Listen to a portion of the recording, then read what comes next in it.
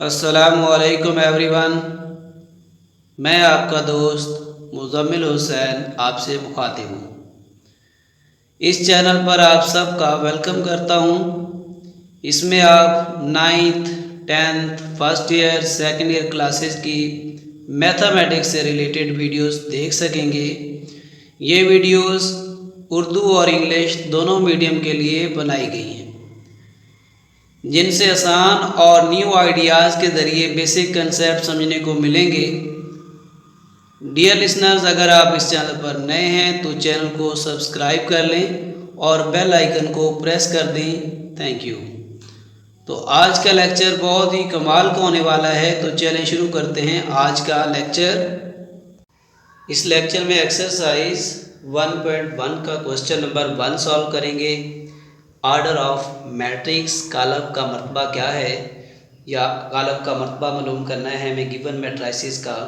तो आर्डर को रीड करने से पहले स्टूडेंट्स हम इसका कुछ इंट्रोडक्शन कर लेते हैं कि मैट्रिक्स का, ये मैट्रिक्स क्या है और ये इसका यूज़ कहाँ कहाँ पे हो सकता है। तो मैट्रिक्स जो है ये बेसिकली मैथमेटिक्स में, फिज़िक्स में, स्टैटिस्टिक्स और इलेक्ट्रॉनिक्स वगैरह में और साइंस की अदर जो ब्रांचेज़ हैं उनमें इसका काफ़ी ज़्यादा यूज़ है।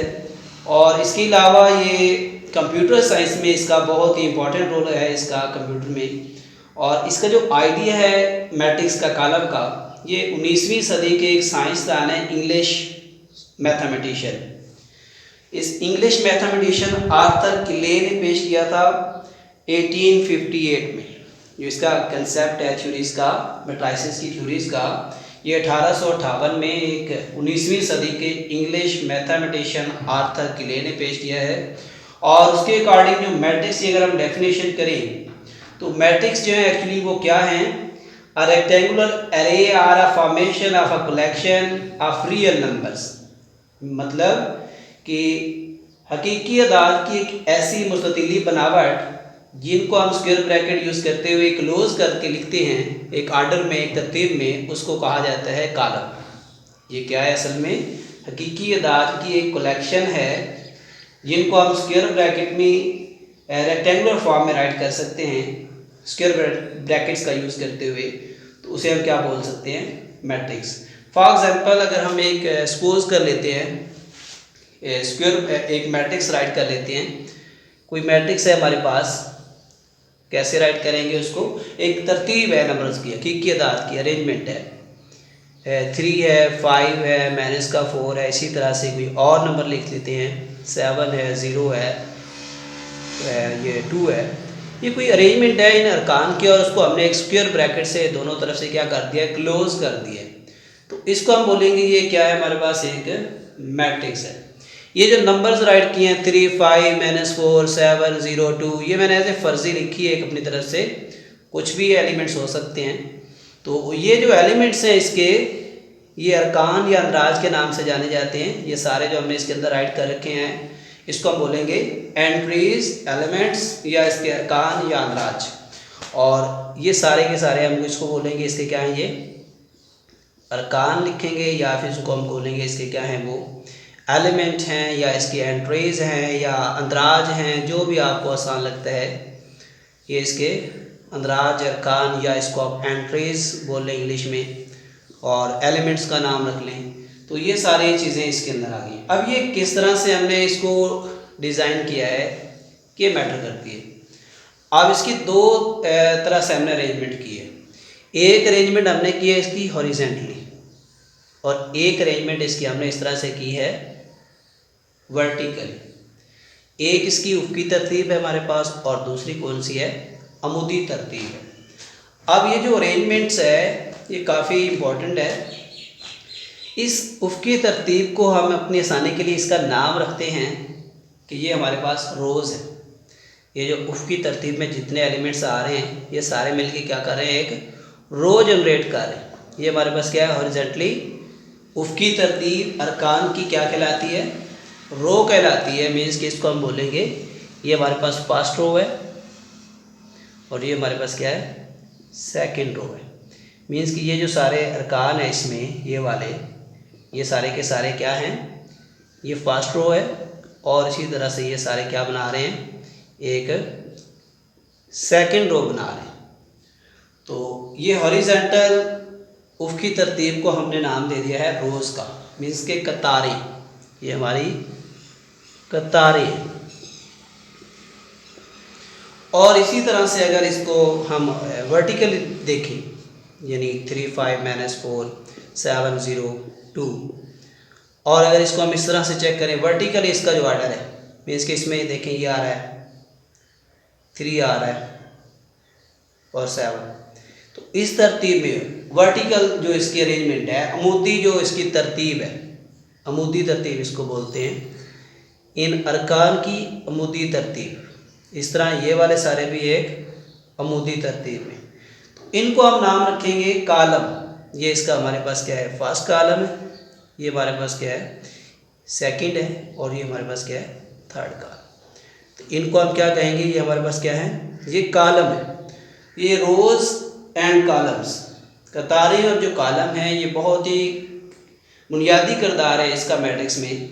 और जब हम आर्डर ऑफ मैट्रिक्स डिस्कस करें तो ये और ही ज़्यादा इंपॉर्टेंट हो जाते हैं, क्योंकि जो आर्डर ऑफ मैट्रिक्स है वो बेसिकली डिपेंड ही इसके ऊपर कर रहा होता है कि नंबर ऑफ़ रोज़ क्या है और नंबर ऑफ़ कॉलम क्या है। तो क्या है कि हमें फ़र्स्ट ऑफ ऑल तो ये पता होना ज़रूरी है कि ये कतारों की तादाद क्या होती है, कॉलमों की तादाद क्या होती है।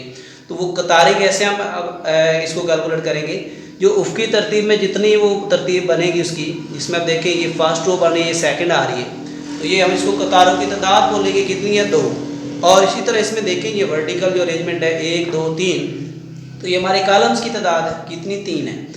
और आमतौर पे ये एक बात और भी याद रखनी है कि मैट्रिक्स को हम हमेशा कैपिटल लेटर से उसका नाम रखेंगे। ABC कोई भी अगर आप वर्ड यूज़ करेंगे तो वो कैपिटल हमेशा यूज़ करना है।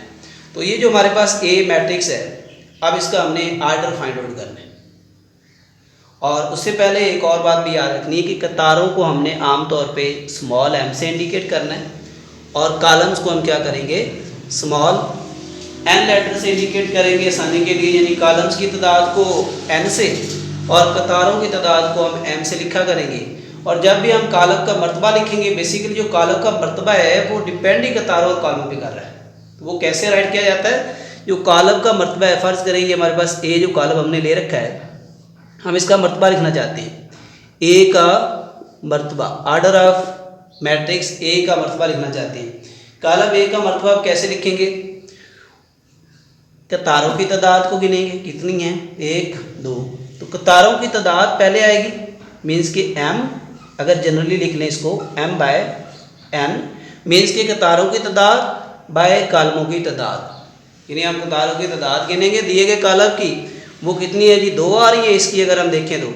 और इसी तरह इसमें कॉलम कितने आ रहे हैं 1 2 3 आ रहे हैं, तो बस हम सिंपल लिख देंगे ये 3 है। 2/3 क्या आ जाएगा हमारा, इस दिए गए कॉलम का मर्तबा आ जाएगा। सिंपल सी बात, बस एक सेकंड में ये बात है कि कतारों की तादाद बाय कॉलमों की तादाद, जस्ट आप ये राइट कर देंगे तो ये हमारे पास किसी भी कॉलम का मर्तबा लिखने का फार्मूला है। ये आपको याद रखना है m/n।